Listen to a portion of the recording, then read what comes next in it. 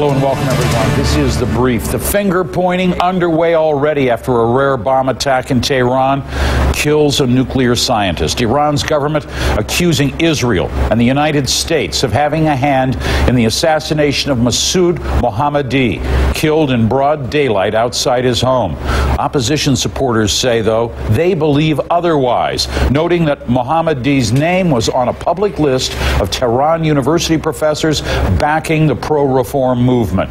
Now, this attack comes just days before major powers are going to meet to talk about Iran's nuclear program and the possibility of imposing new sanctions. Ivan Watson following all of this from CNN New York. Ivan, we've only got a half an hour. The list of suspects.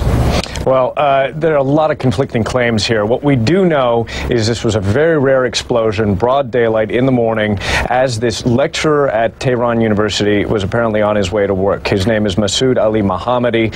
A bomb in broad daylight not far from his house that killed him. A big bomb, and that's very rare in the Iranian capital for these types of attacks to take place. It did a lot of damage in the area. This man is described in the Iranian state media as a nuclear scientist. However, if you look at a list of his publications, it looks like his expertise is more in particle physics, which some people I've spoken to says has very little to do with Iran's nuclear program. The accusations are going left and right here. We've already had Iran's foreign ministry spokesman come out and say, well, this smacks of the work of the U.S., Israel, and its mercenaries in Iran, and they've called this a terrorist incident. We have no idea right now. We'll be following this story, Jim, as it develops.